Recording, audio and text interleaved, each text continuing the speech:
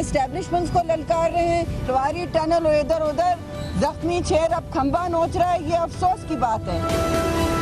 آپ کوئی مغل اعظم ہیں, کوئی آپ بادشاہ ہیں کہ قانون آپ کے اوپر پاکستان کا قانون, کہ جرت کس کی ہے کہ آپ کو قانون کے سامنے کوئی لے آئے؟ اس تماشے کو بھی ختم ہونا چاہیے, اس جھوٹ کے بازار کو بھی ختم ہونا چاہیے, اور سپریم کورٹ کے فیصلے کا انتظار کرنا چاہیے. انشاءاللہ نواز شریف صاحب ڈسکوالیفائی ہوں گے اور جیل بھی جائیں گے, نیب کورٹ بھی فیس کریں گے. یہ مقدمہ قانونی نہیں, یہ سیاسی ہے. یہ مقدمہ احتساب کا نہیں, یہ مقدمہ اقتدار کا ہے. صرف 60 دن جے آئی ٹی نے کام کیا اور میاں صاحب آپ کا اور آپ کے خاندان کا کٹا چٹا کھول کے رکھ دیا, اور خبردار کسی کو دھمکی دینے کی آئندہ کوشش کی. ناظرین السلام علیکم. ناظرین, جیسا کہ آپ سب جانتے ہیں, آج سپریم کورٹ آف پاکستان کے 3 ممبر امپلیمنٹیشن بینچ نے پیناما پہ بننے والی جے آئی ٹی کی رپورٹ کے بعد جو 5 دن کی اپنی بحث تھی اس کا اختتام کیا, اور اس کے بعد اپنے فیصلے کو محفوظ رکھا. اور اب سارا دن جو بحث ہوتی رہی بنیادی طور پہ وہ یہ ہے کہ اس سے تو کوئی انکار نہیں ہے کہ جے آئی ٹی کی رپورٹ کے بعد سپریم کورٹ نے اس معاملے کو, اس میٹر کو نیب کے لیے, نیب کورٹ میں ٹرائل کے لیے بھیجنا تھا ہی. نیب کو اور الیکشن کمیشن آف پاکستان کے پاس تو اس کیس نے جانا ہی ہے. لیکن جو بنیادی سوال ہے کہ کیا سپریم کورٹ اس پہ ڈسکوالیفیکیشن کا پرائم منسٹر کا آرٹیکل 62-63 میں فیصلہ کرے گی, جس کا 5 ممبر جو بینچ تھا اس میں پہلے ہی جو سینئر جج صاحبان تھے, جسٹس کھوسا اور جسٹس گلزار, وہ پہلے ہی اپنی ایک ججمنٹ دے چکے ہوئے تھے کہ پرائم منسٹر ان کی نظر میں ڈسکوالیفائی بنتے ہیں, 62-63 میں صادق اور امین نہیں رہے ہیں. اس کے بعد جے آئی ٹی بنی, جے آئی ٹی بہت سے شواہد, بہت سے حقائق لے کے آئی. اس کے بعد اب اس 3 ممبر امپلیمنٹیشن بینچ نے یہ فیصلہ کرنا ہے. لیکن جو ڈسکشن سارا دن ہوتی رہی ہے کہ کیا سپریم کورٹ ایسا فیصلہ ڈسکوالیفیکیشن کا کر سکتی ہے, یہ محض سپریم کورٹ کا اس میں اتنا ہی حق ہے, رائٹ ہے, یا اتھارٹی ہے کہ اسے نیب کے پاس جو ہے کیس کو فارورڈ کر دیں. یہ بنیادی سوال ہے جس کے ساتھ ہم بحث کا آغاز کریں گے. اس سے نتھی درجنوں سوالات جو ہے وہ آپ کے بھی اور ہمارے بھی ذہن میں آتے ہیں. مجھے اسٹوڈیوز میں اس وقت جوائن کر رہے ہیں پاکستان کے انتہائی پرومیننٹ انویسٹیگیٹو جرنلسٹ جناب عمر چیمہ صاحب. اور Umar Cheema, very warm welcome to you. Umar ICIJ کے ساتھ کام کرتے رہے, بہت لکھا انہوں نے اس ایشو میں, دنیا بھر جو ہے وہ ان کے کام سے متعارف ہے. مجھے لاہور سے جوائن کر رہی ہیں جسٹس ریٹائرڈ ناصرہ جاوید اقبال صاحبہ, جو ماہر قانون ہیں. Very warm welcome to her as well. اور مجھے لاہور ہی سے وائر سیٹلائٹ جوائن کر رہے ہیں جناب خالد رانجھا صاحب, سابق وزیر قانون. لاہور سے مجھے وائر DSNG جوائن کر رہے ہیں. ڈسکشن کا آغاز اگر مجھے آپ دونوں اجازت دیجیے, بہت سینئر لیکن میں کچھ پوائنٹس آف فیکٹ سے میں کرنا چاہتا ہوں عمر چیمہ صاحب سے. عمر, میں ایک چیز پہ خود بڑا کنفیوز رہا ہوں, بار بار شریف فیملی یہ کیوں کہتی ہے کہ یہ مریم اس کی بینیفیشل اونر نہیں ہے, حسین ہے, اس پہ کیوں اتنی زیادہ ڈاکومنٹیشن ہوا, اس کی اہمیت کیا بنتی ہے؟ 93-94 کی تو مجھے سمجھ آتی ہے اہمیت 2006 سے, لیکن اس کی کیا اہمیت ہے کہ وہ بینیفیشل اونر نہیں ہے اور حسین اگر ہوں تو فرق کیا پڑ جائے گا؟ دیکھیں, اس میں 2-3 چیزیں ہیں. نمبر 1, وہ وزیر اعظم نواز شریف کی آگے سیاسی وارث ہیں, ٹھیک, تو اگر ان کے بعد کوئی جانشین ہے تو وہ ہیں. اگر وہ اس کیس میں ان کے لیے کوئی پیچیدگیاں پیدا ہوتی ہیں تو ان کی سیاست پر اس کے اثرات ہوں گے. اچھا, پیچیدگیاں کیا ہیں کہ اگر اس چیز کو تسلیم کر لیا جائے کہ حقیقی مالکہ مریم صفدر ہیں, تو اس کا مطلب ہے کہ ان کے جو خاوند ہیں کیپٹن صفدر, وہ اس ٹائم MNA بھی ہیں. وہ MNA ہیں تو انہوں نے اپنے احساسوں میں کیوں ڈکلیئر نہیں کیا ہوا؟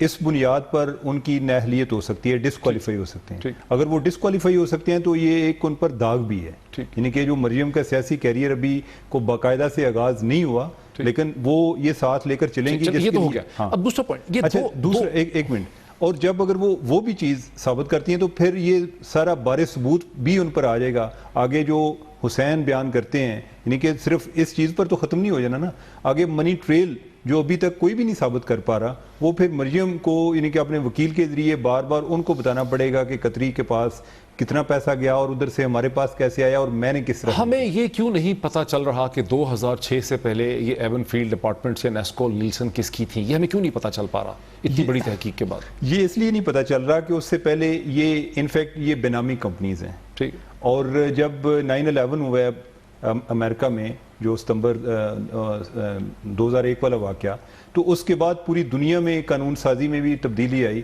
اور یہ جو برٹش ورجن آئی لینڈ ہے، یہ جو دوسری آف شور جورسڈکشن ہے، یہ تو بدنام ہے کوئی ڈرٹی منی چھپانے کے حوالے سے، ٹھیک ہے. تو اس میں جو سب سے زیادہ خطرناک ہے وہ یہ تھی کہ کوئی ٹیرر فائنانسنگ ہے، کوئی منی لانڈرنگ ہے، کوئی کک بیکس ہیں، جو پولیٹیشنز کے معاملے میں خاص طور پہ یہ چیز اور زیادہ اہم ہو جاتی ہے.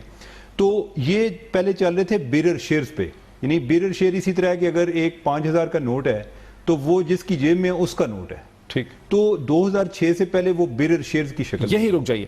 خالد رانجھا صاحب، میں آپ کی طرف بھی آتا ہوں، جسٹس ناصرہ جاوید میں آپ کی طرف بھی آتا ہوں، دونوں کی طرف. میرا بنیادی کوسچن ہے خالد رانجھا صاحب، وہ کوسچن یہ ہے کہ جے آئی ٹی کی جو رپورٹ کی سمری میں یہ لکھا ہوا ہے کہ ہم نے شریف فیملی کے وکلاء سے یا شریف فیملی سے یہ ریکویسٹ کی کہ وہ ہمیں کانسنٹ دے دیں ڈسکلوجر کا، یعنی ڈسکلوجر ڈیٹا ڈسکلوجر فارم پہ کانسنٹ ہمیں دے دیں تاکہ ہم ڈفرینٹ اتھارٹیز کو اس کے تھرو اپروچ کر سکیں، جو ہمیں کانسنٹ نہیں دیا گیا. ابھی ہم نے حال میں دیکھا ہے کہ سپریم کورٹ کو جو لیٹسٹ لیٹر ملا ہے برٹش ورجن آئی لینڈ سے، اس میں ان کی ڈائریکٹر نے یہی کہا ہے جے آئی ٹی کو کہ آپ جو ہے ہم آپ کے ساتھ مزید ڈیٹا، یہ انفارمیشن جو ہے ان اکاؤنٹس کا، ان کمپنیز کا شیئر نہیں کر سکتے.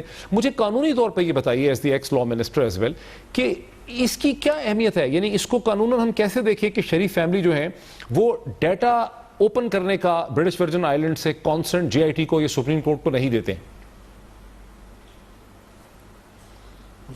جہاں تک لا ہے ورجن آئی لینڈز کا، وہاں جب تک بینک اکاؤنٹ کا مالک اجازت نہ دے، کسی ایجنٹس کو اختیار نہیں کہ وہ پروب کرے کہ اس اکاؤنٹ میں کیا ہے، کس کا ہے، کتنا نہیں ہے. تو ایشو از کہ اگر آپ نے بینک کو اپروچ کرنا ہے، you have to approach it through the accused, اور جو الزام علیہ ہے اسے کہنا ہے کہ بھائی ہمیں ایکسٹینڈ دو. اور جب کیس ختم ہوا تھا، جب جے آئی ٹی فارم کی گئی تھی، تو سپریم کورٹ کو یہ کہا گیا تھا کہ ہاں جی ہم ہر قسم کا تعاون کریں گے، لیکن لگتا یوں ہے کہ اس حد تک ملزمان نے تعاون نہیں کیا، لہذا جے آئی ٹی کو ایکسیس نہیں ہو سکتی تھی ٹو دس اکاؤنٹ، اور اس کی جو پرزمپشن ہوگی وہ یقیناً ملزمان کے خلاف ہوگی. جی جسٹس ناصرہ جاوید اقبال صاحبہ، کیا یہ پھر ایک طرح سے ٹیکنیکلی obstruction آف جسٹس بن جاتا ہے، یہ ہائیڈنگ آف دا فیکٹس بن جاتا ہے، یہ نان کوآپریشن بن جاتا ہے؟ بیکاز سب سے آسان معاملہ تو یہی ہے نا کہ شریف فیملی جو ہے وہ ڈیٹا ڈسکلوجر فارم سائن کر دے، کانسنٹ دے دے کہ برٹش ورجن آئی لینڈ کو ہم نے اجازت دے دی ہے کہ وہ ہمارے ان اکاؤنٹس کے بارے میں، نیلسن اور نیسکال کے بارے میں ہر قسم کی انفارمیشن آپ سے شیئر کر سکتے ہیں، لیکن وہ ایسا نہیں کرتے. تو پھر پریزمپشن اس سے تو یہی نکلے گی نا کہ نان ڈسکلوجر وہ کرنا چاہ رہے ہیں، اور اگر ڈسکلوجر کریں تو it will be to their detriment, اور یہ وہ چاہتے نہیں تھے. تو یہ جو بھی انہوں نے پہلے کیا تھا اس بات کا وعدہ کہ ہم ہر چیز بتائیں گے جے آئی ٹی کو، اس کے وعدہ خلافی بھی ہو گئی. اچھا، اب آج جو پروسیڈنگ ختم ہو گئی ہے، جو فیصلہ ریزرو ہو گیا ہے، اس پہ خالد رانجھا صاحب آپ کی کیا فیلنگ ہے؟ آج سارا دن بحث ہوتی رہی ہے میڈیا میں، جو بہت سے یعنی پرو گورنمنٹ وائسز ہیں وہ یہ کہتی رہی ہیں، یا ان کا ایک آرگومنٹ یہ ہے کہ سپریم کورٹ محض اس کو نیب کے ٹرائل کورٹ کے لیے بھیج سکتی ہے، لیکن نیب کے ٹرائل کورٹ پہ تو یہ آج سے 12 مہینے پہلے بھی ایک ایف آئی آر درج ہو سکتی تھی. آپ کو کیا سمجھ آتی ہے، کیا سپریم کورٹ محض اس کو نیب کے ٹرائل کورٹ میں ہی بھیج سکتی ہے، یا سپریم کورٹ کو 62 63 کے تحت ڈسکوالیفیکیشن کا فیصلہ کرنا ہی پڑے گا؟ ہم لوگ کیونکہ لیگل سسٹم میں لا آف پریسیڈنٹ چلتا ہے، آپ کے سامنے کیس ہے پریز مشرف صاحب کا جو صدر مملکت تھے، ان کے متعلق سپریم کورٹ نے جب کیس سنا تو یہ فیصلہ کیا کہ جو آئین کو توڑا گیا ہے وہ مشرف صاحب خود اکیلے ذمہ دار ہیں. بہرحال چونکہ جرم ہے، جرم کی سزا کے لیے مسئلہ ریفر کرتے ہیں اسپیشل کورٹ کو. تو یہ بھی ہولڈ کیا کہ دفعہ 6 کی وائلیشن انہوں نے کی ہے، اور ساتھ یہ بھی کہا کہ ہاں جی ہم ٹرائل کے لیے اسپیشل کورٹ کی سفارش کرتے ہیں. تو اسی طریقے سے میرا خیال ہے جیسے جسٹس کھوسا صاحب نے آرڈر کیا ہے کہ جہاں تک میاں صاحب ہیں وہ صادق اور امین نہیں ہیں، نمبر 1 دفعہ 62 سے ہٹ ہوتے ہیں، اور اگلی بات یہ کہ جہاں تک جرائم کیے انہوں نے، ان جرائم کا ٹرائل جو ہے وہ نیب کورٹ کرے گی. جسٹس ناصرہ، آپ کو کیا لگ رہا ہے؟ جہاں تک تو فیصلہ 62 اور 63 کے معیار کے پورا اترتے ہیں یا نہیں اترتے، وہ تو ڈیفینیٹلی ان کو خود ہی کرنا ہوگا جو 3 ممبر بینچ ہے. اور اس کا وہ نظیر اسی کیس میں سامنے ہے کہ جو 2 ممبرز تھے 5 ممبر بینچ کے، انہوں نے تو ان کے خلاف فیصلہ صادر کر دیا ہوا ہے. ان تینوں نے یہ سوچا تھا کہ جو ہے مواد وہ ناکافی ہے، اس لیے یہاں پہ تشکیل دی جائے ایک JIT جو مزید تفتیش کر کے اور ہمارے سامنے حقائق لائے. اور وہ حقائق آ گئے اور ان میں بہت ساری چیزیں خلاف نکلی، نواز شریف کے بھی اور ان کے اہل و عیال کے بھی. تو اس حوالے سے جیسے بھی رانجھا صاحب نے کہا، جہاں تک تو فوجداری نظام ہے، جہاں تک جرائم ہے، یہ ٹرائل کورٹ تو نہیں ہے سپریم کورٹ، تو یہ تو جائے گا ہی ٹرائل کورٹ میں اگر کوئی مبینہ جرائم اس سے ظاہر ہوئے ہیں اور جو ہوئے بھی ہیں.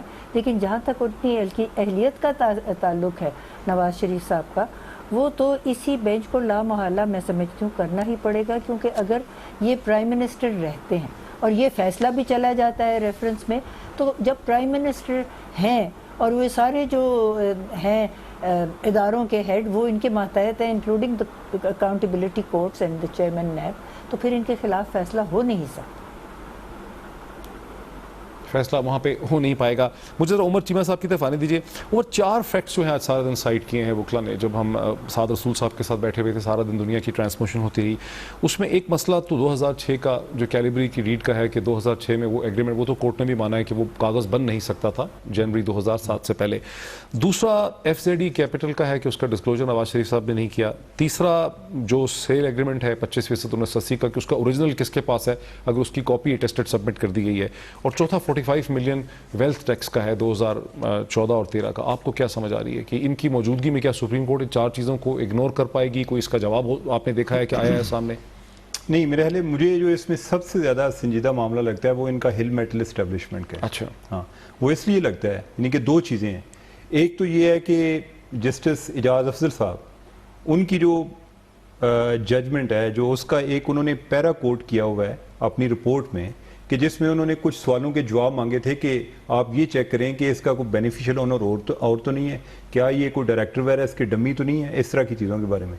ان سوالوں کے جواب دیتے ہوئے انہوں نے جو 2 چیزوں پر فوکس دیا ہے کہ جس میں غالب گمان یہ ہوتا ہے کہ یہ اس کو کنٹرول یا اس کے بینیفیشل اونر جو ہیں، وہ جس طرح بینیفیشل اونر کا ادھر فلیٹوں کا ایشو ہے، اس کیس میں بینیفیشل اونر جو ہیں وہ میاں نواز شریف ہیں. اور 2 بنیادوں پر انہوں نے اس شک کا اظہار کیا ہے. ایک تو یہ ہے کہ اس کمپنی کا 6 سال میں جو نیٹ پروفٹ ہے اس کا 80%، 88% وہ میاں صاحب کو آیا ہے. ہاں، یہ بات بھی عجیب سی بات ہے، 88%. اچھا، یعنی اس کا مطلب ہے کہ جو اصل مالک ہے بظاہر اس کے پاس پیچھے 12% رہ گیا.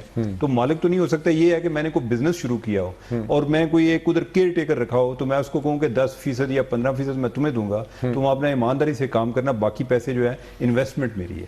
اچھا، جو اس چیز کو انہوں نے اسٹیبلش کیا ہے کہ کیا بینیفیشل اونر ہے ان کی کوئی انویسٹمنٹ ہی ہے، اس میں انہوں نے ایک ٹرانزیکشن کا حوالہ دیا ہے، بینک ٹرانزیکشن کا، کہ جس میں انہوں نے میاں صاحب کا اکاؤنٹ دیا ہے، الراجی بینک ہے غالباً، اس میں میاں صاحب کا اکاؤنٹ ہے جس سے کچھ 7.5 لاکھ ریال حسین نواز کے اکاؤنٹ میں گیا ہے اور انہوں نے وہ آگے وہ ہل میٹل کو ڈالا ہے. تو اس میں اگر مزید میرے خیال انویسٹیگیشن کی ضرورت ہے. اور جو یہ تو پھر سلمان راجہ صاحب بھی کہہ رہے ہیں ہر چیز میں کہ جی اس کو مزید انویسٹیگیشن کروا لیں. نہیں، اس چیز کے بارے میں تو JIT نے بھی کہا ہے کہ اس کو، یعنی کہ اس کی ریزن کیا ہے کہ جو انہوں نے اکاؤنٹ کی جو ٹرانزیکشن کا حوالہ دیا ہے اس میں انہوں نے کوئی 2 انسائنڈ ڈاکومنٹ ہیں کہ جو غیر تصدیق شدہ ہیں. لیکن اس میں انہوں نے یہ آپ سمجھیں کہ ایک اچھی فارم، انٹیلیجنس کی ایک اچھی فارم میں انہوں نے رپورٹ دی ہے، ٹھیک ہے، جس کو آگے مزید آپ چیک کر سکتے ہیں الراجی والوں سے، ان سے یہ چیزیں چیک ہو سکتی ہیں. باقی جو ایک شریف خاندان کا ایک پورا فوکس رہا ہے وہ ایویڈنس کے میرٹ پر گئے نہیں ہیں، کیونکہ اس میں ان کے لیے پرابلم کریٹ ہوں گے. ان کا فوکس یہ رہا جی کہ جو آپ بات کر رہے ہیں نا کہ یہ تو پھر ابھی انویسٹیگیشن، ان کا فوکس ہی اس چیز پہ رہا ہے کہ ہم کسی طریقے سے ٹائم بائی کر پائیں کہ آگے چیزیں چل پائیں. ابھی جو اہلیت کی بات ہو رہی تھی نا، اس میں 2 پہلو آ رہے ہیں، یعنی کہ سچ بولا گیا ہے یا نہیں بولا گیا ہے، اہلیت اسی پہ آئے گی نا کہ سچ بول رہے ہیں کہ نہیں بول رہے ہیں. جو پہلے جو 2 جج صاحبان کا فیصلہ آیا وہ اس میں انہوں نے تقریر کا بڑا ایک سینٹرل تھیم تھا کہ وزیر اعظم نے تقریر میں یہ کہا. یہ جو 3 رکنی بینچ ہیں انہوں نے کہا جی کہ تقریر کو ہم زیادہ کنسیڈر نہیں کریں گے اپنے فیصلے میں. اچھا اب یہ ہے کہ پہلے تو 3 رکنی بینچ بنا کیوں تھا؟ وہ اس لیے بنا تھا کہ 2 جج صاحبان نے تو اپنا فیصلہ دے دیا ڈسکوالیفائڈ. انہوں نے کہا کہ ہم اپنا حجت اتمام کر لیں, جی آئی ٹی سے اپنا ذرا مائنڈ بنا لیں کہ کیا واقعی ان کو ڈسکوالیفائی کرنا چاہیے. لیکن جو اس فیصلے کا آپریٹو پارٹ ہے 20 اپریل کے فیصلے کا, اس میں انہوں نے کہا ہوا ہے کہ ہم ڈسکوالیفیکیشن کو کنسیڈر کریں گے, لیکن اور اگر ہم نے ضروری سمجھا تو رسپونڈنٹ نمبر 1 کو سمن بھی کریں گے. بلایا نہیں, ٹھیک ہے, یہ بڑا اس میں انہوں نے بلایا نہیں ہے, ٹھیک ہے. تو اب یہ بات بھی ہو رہی ہے پرائم منسٹر کی, ٹھیک ہے, آپ نے اور آپ نے پہلے اندیا بھی دیا ہوا ہے. ہاں ذرا اسی چیز کو خالد رانجھا صاحب, انہوں نے یہ کہا تھا کہ ہم نے ضروری سمجھا تو رسپونڈنٹ نمبر 1 کو بلائیں گے بھی. اب جب رسپونڈنٹ نمبر 1 کو بلایا نہیں تو اس کا پھر کیا مطلب ہے کہ کورٹ یہ سمجھتی ہے کہ بلانا ضروری نہیں تھا, مطلب ان کو نہیں لگا کہ یہ اتنا اہم ایشو ہے, مطلب کیا اس میں ہمیں سمجھ آ رہی ہے؟ گزارش یہ ہے کہ یہ جو پروسیڈنگز ہیں نہ فوجداری ہے نہ سیول ہے, یہ سوئی جنرس ہے, اور جو پروسیجر ہے عدالت خود وضع کرتی ہے, اور اس میں جو میاں صاحب ہیں he is represented throughout by able lawyers team, تو ایشو ڈاکیومنٹس کی ہے, اور ان میٹرز میں either you are represented yourself or through a lawyer. تو اس میں میاں صاحب نے یہ تو نہیں کہا کہ میں نے خود پیش ہونا ہے, روز درخواستیں آتی ہیں, یہ وکیل بھی کیا ہے مجھے خود پیش ہونے دے, وہ بات نہیں ہے. اور میں نہیں سمجھتا کہ کوئی ایسا ڈیفیکٹ پیدا ہو جائے پروسیڈنگز میں آن دس اکاؤنٹ. یہ دفعہ 184 سے پہلے جسٹس چلان مرتب نہیں ہوگا.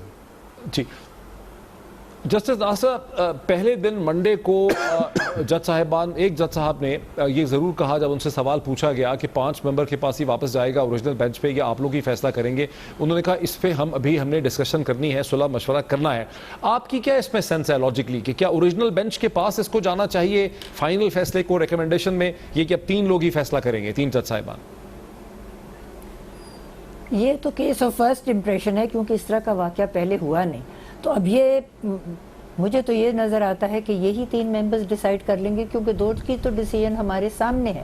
اگر ان میں سے ایک ہی ان 2 کے فیصلے کو فالو کرے تو میجورٹی 3 کی ہو جائے گی, اور اگر ان میں سے 2 نہ فالو کریں یا تینوں نہ فالو کریں تو پھر تو obviously they are in the majority. اب دیکھنا یہ ہے کہ یہ لوگ کیا فیصلہ کرتے ہیں, کیونکہ اپیرنٹلی مجھے تو یہی لگتا ہے کہ یہی تینوں نے کرنا. لیکن آپ کی سینس یہ ہے کہ ان میں سے اگر ایک جج صاحب بھی وہی فیصلہ کرتے ہیں کہ ڈسکوالیفیکیشن کا جو کھوسا صاحب اور گلزار صاحب کر چکے ہیں, تو پھر اوور آل میجورٹی 3 versus 2 ہو جائے گی. دس از واٹ یور سینس از؟ بالکل دس از واٹ آئی فیل. رانجھا صاحب آپ کی بھی یہی سینس ہے؟ میرے خیال اس میں جو فیصلہ کیا تھا نا, جب انہوں نے جی آئی ٹی کے متعلق کہا کہ فارم کرتے ہیں اور یہ کہا کہ ہم اس کو سپروائز خود کریں گے, تو غالباً اس میں ایک آبزرویشن ہے کہ ہم ہی فیصلہ کریں گے اس جی آئی ٹی رپورٹ پہ کہ آگے کیا کرنا ہے. ٹھیک, بہت شکریہ. یہاں پر ناظرین ایک بریک لیتے ہیں, بریک کے بعد اس ڈسکشن کو جاری رکھتے ہیں آفٹر دا بریک.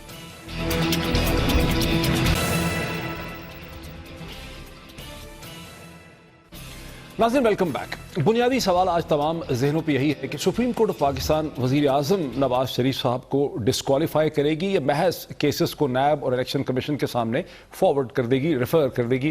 میرے ساتھ اسٹوڈیوز میں تشریف رکھتے ہیں پاکستان کے ممتاز انویسٹیگیٹو جرنلسٹ جناب عمر چیمہ صاحب, مجھے لاہور سے وایا سیٹلائٹ جوائن کر رہے ہیں سابق وزیر قانون جناب خالد رانجھا صاحب, اور جسٹس ریٹائرڈ ناصرہ جاوید اقبال صاحبہ. جسٹس ناصرہ جاوید اقبال صاحب, میں آپ سے اگر شروع کر سکوں کہ عمر چیمہ صاحب نے بریک سے پہلے آپ نے سنا ہوگا یہ کہا کہ سب سے امپورٹنٹ ایشو جو ان کی نظر میں کھٹکتا ہے from a disqualification point of view, جس کا کوئی جواب شریف خاندان کے وکلا نہیں دے سکے ہیں, وہ ہل میٹل کمپنی ہے. کیا آپ کو بھی یہی سب سے امپورٹنٹ لگتا ہے یا کوئی اور ایسا ایشو ہے جو آپ سمجھتی ہیں جو بہت ہی امپورٹنٹ ہے جس کا جواب نہیں آیا؟ وہ ایک اور کمپنی ہے, اس کا نام مجھے نہیں یاد, جس میں یہ ظاہر کیا گیا ہے کہ وہاں پہ لینے کے لیے وہ دیکھیے ایک تو لفظ میرے ذہن سے اتر جاتا ہے, جس میں ان کو چیئرمین شو کیا ہوا ہے اور 10,000 درہم ماہانہ ان کی FZE اقامہ لینے کے لیے FZE کے وہ چیئرمین تھے. FZE कंपनी, जी हाँ। तो जब वो चेयरमैन हैं और 10,000 दिरहम तनख्वाह भी ले रहे हैं और वो FZE जो है वो इन्होंने डिस्क्लोजर भी नहीं किया हुआ, and he is a holder of public office and this is going on till 2014 जब वो कंपनी तहलील हो जाती है। तो इसका holding an office of profit somewhere, जहाँ वो कहते हैं कि जी इन्होंने प्रॉफिट एक्चुअली लिया नहीं, ये कागजी कार्रवाई है। कागजी है तो ये मेरे समझ में नहीं आता। कहते हैं कि दुबई का लॉ ये है कि अगर अकामा लें तो उसके लिए जो तनख्वाह ड्रॉ कर रहे हैं वो उनके बैंक अकाउंट में जमा होनी है, और अगर उनके बैंक अकाउंट में जमा होनी है तो वो वापस करें या रखें या जो भी है, वो तो हो गया office of profit. This holding an office इस पॉइंट पे जरा रुकिए, because Umar Cheema has a point of disagreement on that. आप कहते हैं कि ऐसा नहीं, आप कुछ मुख्तलिफ। अच्छा, मैं इसमें चूंकि अभी बात हो रही है हमारी एक मुख्तलिफ इम्कानात की कि क्या है कि इसमें शरीफ फैमिली का ये पॉइंट है जी कि उसमें से कभी भी सैलरी विदड्रॉ नहीं हुई। अच्छा, अब मेरी आगे अंडरस्टैंडिंग है, एक अकाउंट में चली गई होगी लेकिन वहां से विड्रॉ नहीं की उन्होंने। नहीं, वो कह रहे हैं कि कभी उनको गए ही नहीं पैसे। नहीं, लेकिन दुबई का लॉ ये कहता है कि वो इकामा मिलता ही नहीं है जब तक कि आपके अकाउंट में पैसे जाते नहीं है। अब उसमें से आप विड्रॉ ना करें कैश तो एक डिफरेंट इशू है। अच्छा, ये लॉ की मुझे ये लॉ मैंने पढ़ा है। अच्छा, यानी ये अब ये है कि वो कहते हैं कि इनके अकाउंट में नहीं गए, उन्होंने निकाले नहीं होंगे ना, अकाउंट में जाते रहे होंगे। नहीं, वो तो अगर जाते रहे हैं तो ये अकाउंट तो सारे इन्होंने एग्जामिन किए हैं, GIT ने उनके सारा बैंक रिकॉर्ड निकाला है, उसी से तो वो हिल मेटल वाले भी उन्होंने 88% निकाले हैं ना कि इनको इतने पैसे आए हैं, जो कि पहले जब सुप्रीम कोर्ट में केस आया था तो उसमें सिर्फ हुसैन ने अपने बताए थे, हुसैन नवाज साहब ने, कि भाई मैं गिफ्ट करता रहा हूँ। उसमें जो हिल मेटल से पैसे आते रहे हैं वो उन्होंने अलग से नहीं बताए थे। तो लिहाजा जब इन्होंने सारा इनका बैंकिंग कार्ड लिया इधर से पाकिस्तान से, तो उधर से वो चीज़ रिफ्लेक्ट हुई। इसके बारे में GIT ने कोई दावा नहीं किया कि ये दुबई से इनको पैसे आए हैं, और उधर से इस बयान को आगे इससे उनको तकवीत भी मिलती है उनके बयान को कि वो कहते हैं कि इनको पैसे नहीं गए।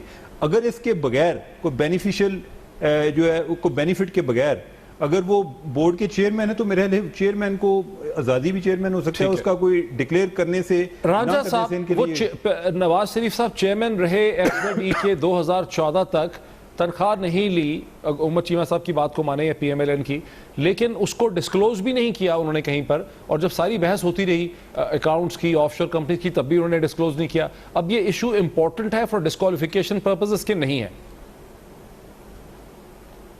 इट्स वेरी इंपॉर्टेंट, क्योंकि जहाँ तक हमारे आइन का तल्लक है, जितना बड़ा ऑफिस प्राइम मिनिस्टर का है, शायद जज हाई कोर्ट का, सुप्रीम कोर्ट का उतना बड़ा नहीं है, लेकिन उनके मुतल्लिक लिखा हुआ है कि जज will not hold any other office इंटेलिंग salary, इंटेलिंग profit. ये नहीं कि वो सैलरी देगा नहीं लेगा, अगर कोई सैलरी मुख्तस है उस ओहदे के साथ तो it's a disqualification. Like wise जो oath of office prime minister है वो ये है कि मैं किसी बैरूनी असर के ताबे अपने काम में कोई मदाखलत नहीं होने दूंगा। If you are holding office for another country and you also prime minister, कैसे कहेंगे हाँ जी मेरा क्लैश ऑफ इंटरेस्ट नहीं है? तो ये एक disqualification on the face of it है। अच्छा, ये बनती है। अच्छा जस्टिस नासिरा, एक चीज़ आपने बार बार सुनी होगी जिसे नवाज शरीफ साहब के वकला ने भी दोहराया, खुद नवाज शरीफ साहब ने भी दोहराया, उनकी पूरी पार्टी ने भी दोहराया, वो ये कहते हैं कि GIT की सारी रिपोर्ट या जो कुछ भी अब तक आया है सुप्रीम कोर्ट के सामने, उसमें नवाज शरीफ साहब की कहीं पर भी डायरेक्ट इन्वॉल्वमेंट की इम्प्लीकेशन नहीं होती। ये उनके ख़ानदान के रिकॉर्ड्स हैं, उनके बच्चों के मामलात हैं, नवाज शरीफ साहब के बारे में कोई डायरेक्ट इल्ज़ाम नहीं है। आपको क्या समझ आया कि कोई डायरेक्ट एक लाइन निकालनी है या सम टोटल अंडरस्टैंडिंग होगी सुप्रीम कोर्ट के सामने? ये दोनों बातें जो अभी हमने डिस्कस की हैं, हिल मेटल वाला केस और ये जो अकामा वाला केस है, इसमें तो डायरेक्ट इन्वॉल्वमेंट ही उनकी है, तो ये कह देना कि ये नहीं है, ये तो बड़ी हैरत की बात है। और वो तीसरी एक और बात है कि जो उनकी बेटी है मरियम, उन्होंने कहा कि जी मैं तो अपने वालिद की ज़ेरे कफ़ालत हूँ, मेरे पास तो ना पाकिस्तान में कोई एसेट है और ना मुल्क से बाहर कोई एसेट है। फिर ये ज़ाहिर हो गया कि वो नीलसन और नेस्कोल की बेनिफिशरी तो वही है, और उन्होंने वो एक जाली जो था एग्रीमेंट वो भी दाखिल किया 2006 का, जिसमें उनको शो किया गया है कि वो ट्रस्टी हैं और बेनिफिशरी नहीं है, और वो तो कोर्ट ने बज़ाहिर on the face of it कह दिया कि ये डॉक्यूमेंट जो है ये फोर्ज्ड है। तो वो भी अगर वो बेनिफिशरी, लेकिन जस्टिस साहिबा, अगर गलतियां हुसैन की, हसन की और मरियम की निकल आती हैं, उनकी मिस स्टेटमेंट्स, نہیں لیکن اگر ان کی یعنی مریم کی, حسین کی, حسن کی مس اسٹیٹمنٹس نکل آتی ہیں, فیبریکیٹڈ ڈاکومنٹس ان کی طرف سے آتے ہیں, ان کے وکلا آتے ہیں, تو کیا اس کی بیئرنگ پھر نواز شریف صاحب پہ بھی ہوتی ہے؟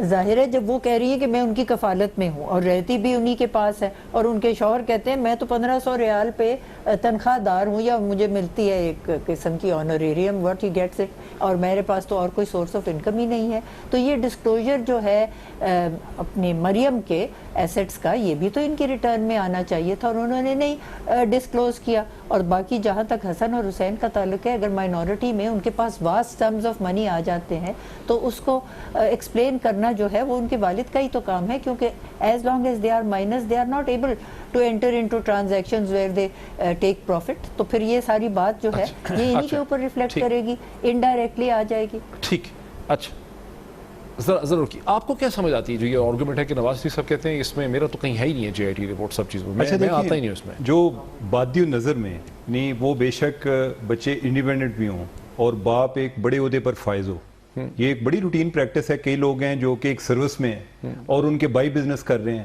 اور سروس والا جو بھائی ہے وہ کسی جگہ پہ بیوروکریسی میں کوئی مسئلہ, وہ کسی جگہ مسئلہ ہوتا ہے وہ ان کے ریزالو کر رہا ہے اور وہ اس کو پیسے دے رہے ہیں. ٹھیک ہے, اچھا پولیس کے سارے افسران ٹرانسپورٹ چلا رہے ہیں, اسی طرح کر رہے ہوتے ہیں. کوئی ایک بھائی کوئی اور کام کر رہا ہے, ایک بھائی جو نوکری کر کے ان کو بزنس کو کسی طرح پروموٹ کر رہا ہے. تو ان کو ویسے تو آپ علیحدہ نہیں کر سکتے, اسی لیے جو ایک بزنس اور سیاست کا جو کمبینیشن ہے یہ بڑا, اس پہ اعتراض بھی اٹھائے جاتے ہیں. ابھی جو کینیڈا کے پرائم منسٹر ہیں انہوں نے اپنی جو بھی ان کی انویسٹمنٹ تھی انہوں نے ایک بلائنڈ ٹرسٹ کو دے دی ہے, یعنی کہ اس میں یہ بھی نہیں پتا چلے گا کہ یہ فلاں بندے کی, تاکہ وہ ادھر انویسٹمنٹ آگے کرے پرائم منسٹر کو خوش کرنے کے لیے.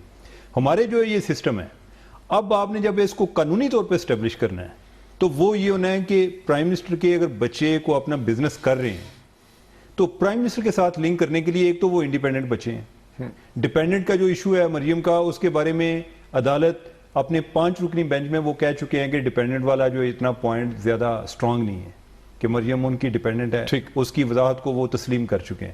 باقی جو ہے نا وہ ان کے ساتھ کنیکٹ کرنے کے لیے آپ کو یہ بتانا پڑے گا کہ وہ کس طریقے سے مالی طور پر ان سے فائدہ اٹھا رہے ہیں. ٹھیک ہے, اس کو, اور اسی سلسلے میں بات کر رہا تھا جو ہل میٹل والی بات ہے, وہ اس لحاظ سے ان کے لیے پیچیدگی پیدا کر سکتی ہے. ادروائز اگر وہ حسن جو ہے وہ بزنس کر رہا ہے نا, جب تک آپ کے پاس کوئی ایک ٹینجیبل ایویڈنس نہیں ہوگی کہ باپ اس سے مالی فائدہ اٹھا رہا ہے یا کتنا زیادہ فائدہ اٹھا رہا ہے, تب تک آپ وہاں پہ فائدہ نظر آتا ہے. راجہ صاحب یہ quick comment before the break, آپ کیسے دیکھتے ہیں؟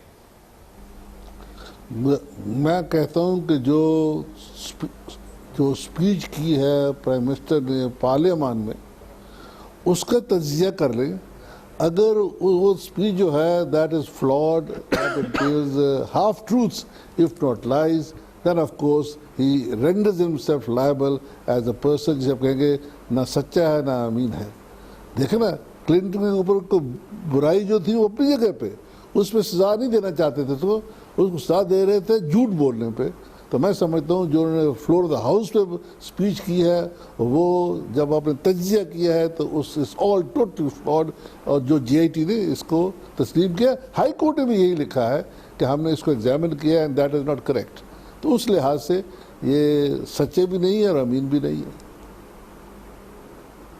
اچھا راجہ صاحب میں آپ کو روکوں گا, مجھے ایک بریک بھی لینی ہے. ناظرین ایک بڑا اہم سوال جو ہے جو شاید اس طرح سے ڈسکس بھی نہیں ہوا, کیونکہ جو ڈسکشن ہو رہی ہے وہ پوائنٹ پر پوائنٹ یا بٹ پر بٹ یا پیچی طریقے سے ہو رہی ہے. لیکن ایک سوال آتا ہے کہ جب 255 پیج کی صرف سمری ہے, جے آئی ٹی کی ہزاروں دستاویزات لگی ہیں, 1 سال سے زیادہ سے یہ ڈسکشن ہو رہی ہے, تو کیا سپریم کورٹ کو ایک انٹائرٹی بگر پکچر دیکھنی ہوگی, صادق اور امین ہونے کی, سچ بولنے کی, چیزوں کو چھپانے کی, فیبریکیٹڈ ڈاکومنٹس کی, یا ان کو کوئی ایک اسپیسیفک نقطہ چاہیے ہوگا کہ دیکھیے یہ ہل میٹل کمپنی ہے اس لیے ڈسکوالیفیکیشن بنتی ہے؟ اسی سوال کے ساتھ میں بریک کے بعد واپس آؤں گا.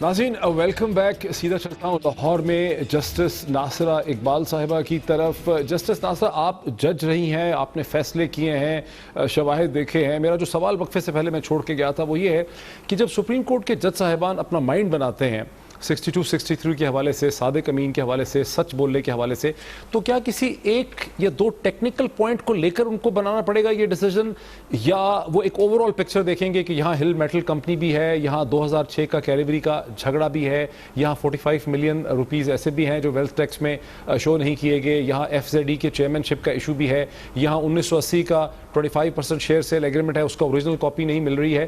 وہ ایک سم ٹوٹل پکچر پہ فیصلہ ہوگا سچائی کا, ٹروتھ نہ سچا نہ ہونے کا, یا کوئی ایک ٹیکنیکل پوائنٹ پہ ہوگا؟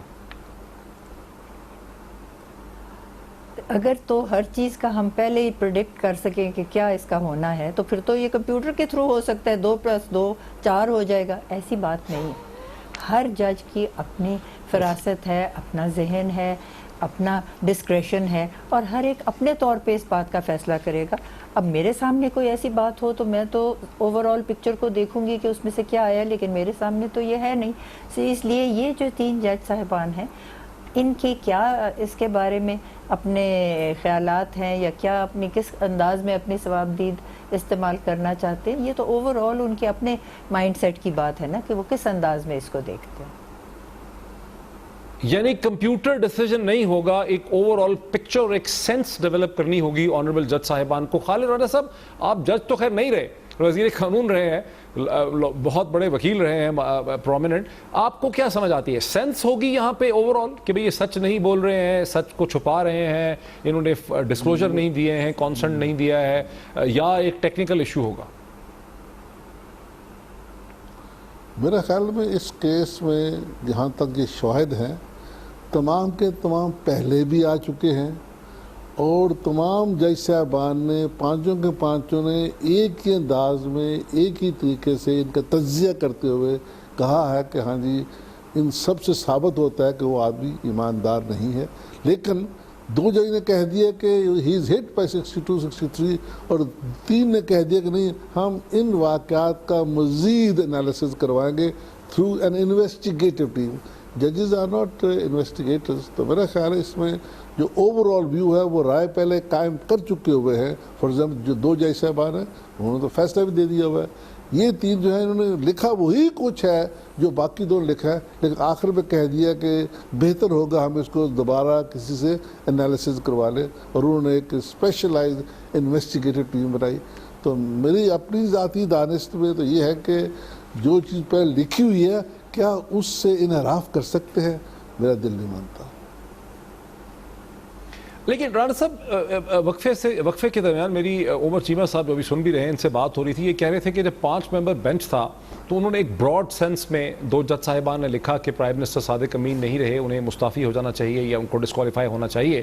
لیکن اب جو جج صاحبان ہیں, چونکہ اتنا یہ پولیٹیکلی چارج جو پولرائز ہے کہ ان کے لیے یہ فیصلہ کرنا جو ہے یہ پہلے سے کہیں زیادہ ممکن ہے. ایک طرف پریسیڈنٹ ہے پچھلے ڈیسیجن کا بینچ کا, لیکن اب پولیٹیکلی چارج ایٹماسفیئر ہے, تو فیصلہ کرنا مشکل ہے.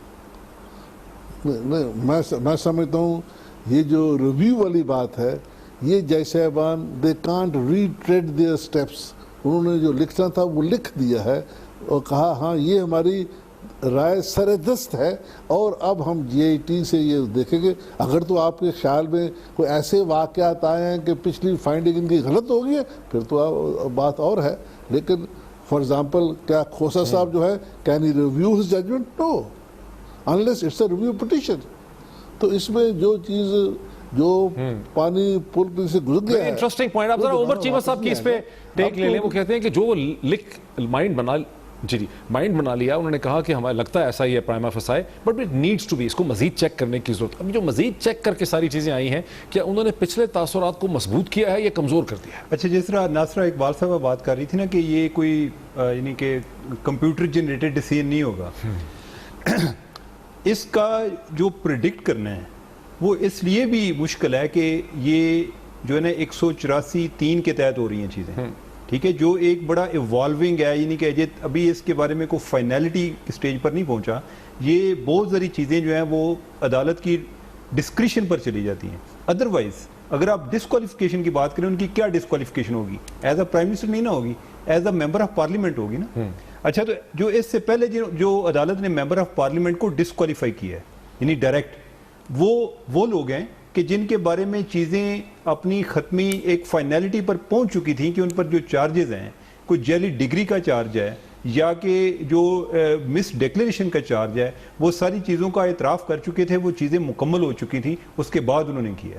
اب اس کیس میں یعنی اب یہ آتا ہے کہ کیا، جس طرح میں نے پہلے آپ سے بات کی تھی کہ پولیٹیکلی چارج انوائرمنٹ ہے، ٹھیک ہے، اور دوسرا یعنی ہم جتنا بھی کہیں کہ جی قانون اندھا ہوتا ہے، قانون اتنا اندھا کوئی نہیں ہوتا، میں تو اتنا اندھا نہیں دیکھتا، وہ ساری چیزیں دیکھتا ہے ارد گرد، بلکہ عدالت نے جب کیس ٹیک اپ کیا، میں سمجھتا ہوں کہ عدالت نے اس جذبے کے تحت کیا کہ یہ جو پولیٹیکل ٹیمپریچر بہت زیادہ بڑھ گیا ہے، لاک ڈاؤن کی باتیں ہو رہی ہیں، شاید ہم کوئی اس کو کنٹرول کرنے میں کامیاب ہو جائیں کہ لیکن پھر ہوں گے، پبلک ایکسپیکٹیشن تو ہے کہ شاید ڈسکوالیفیکیشن بن رہی۔ اب یہ بات ہے کہ آپ کس سے پوچھ رہے ہیں، یعنی کہ اگر آپ نون لیگ والوں سے پوچھیں وہ یعنی کہ کوئی اور آپ کو بتائیں گے، جو دوسرے یعنی کہ کوئی پی ٹی آئی کے لوگ ہیں یا اور ہیں یا کوئی ایون نیوٹرل جو لوگ ہیں، یعنی کہ ان کی کوئی اور انڈرسٹینڈنگ ہے۔ اب پبلک ایک طرف پبلک پرسیپشن کا ایشو ہے اور دوسری طرف یہ ہے کہ جو ہے اس میں لیگل امپلیکیشنز ہیں، یعنی کہ میں فرینکلی آج دفتر میں بیٹھے اپنے کولیگ سے ڈسکس کر رہے تھے اور لوگوں سے بات کی ہے، کوئی مجھے جو ایک دو چیزیں لگتی ہیں، ایک تو یہ ہے کہ ان کے وکلاء کی سارا فوکس اس چیز پر تھا کہ ہم کیس کو کس طرح لٹکا سکتے ہیں، جو خواجہ حارث ہیں ان کا اس چیز پر تھا کہ پرائم منسٹر کو ڈسکوالیفیکیشن سے کس طرح سے بچا سکتے ہیں، تو تیسری چیز کہ جو عدالت نے پرائم منسٹر کو سمن نہیں کیا، یعنی اس سے تو یہ لگتا ہے، اور اگر آپ پرانے فیصلے کی روشنی سے دیکھیں تو این ممکن ہے کہ ضرورت ہی محسوس نہیں کی ہے، لہذا اس کے بارے میں کوئی حتمی رائے تو نہیں دے سکتا، مختلف آپ کی ویری انٹرسٹنگ پوائنٹ پہ ہم بات ختم کرتے ہیں۔ عمر چیمہ صاحب آپ کا بھی بہت شکریہ، خالد راجہ صاحب کا بہت شکریہ، جسٹس ریٹائرڈ ناصرہ جاوید اقبال صاحب کا بھی بہت شکریہ، اور ناظرین اگر تکنیکی اعتبار سے دیکھیں، پبلک ویو میں دیکھیں، کامن سینس میں پڑھے لکھے لوگوں کے پوائنٹ آف ویو سے دیکھیں تو پھر تو بڑا آسان فیصلہ ہے یہاں ڈسکوالیفیکیشن کا، لیکن ایک انتہائی چارج پولرائز پولیٹیکل ایٹماسفیئر میں سپریم کورٹ کے جج صاحبان کے اوپر دونوں طرف سے بڑا پریشر ہے، یہ سپریم کورٹ کے پاس گئی ہے یہ چارج پولیٹیکل ایٹماسفیئر، اس پولیٹیکل ڈیڈ لاک کو ختم کرنے کے لیے کہ political deadlock supreme court ختم کر پاتی ہے، یہاں ڈسکوالیفیکیشن ہوتی ہے، یہ محض یہ کیس جو ہے ریفر ہوگا، اس پہ بحث اگلے 2 دن بھی کرتے رہیں گے۔ بہت شکریہ۔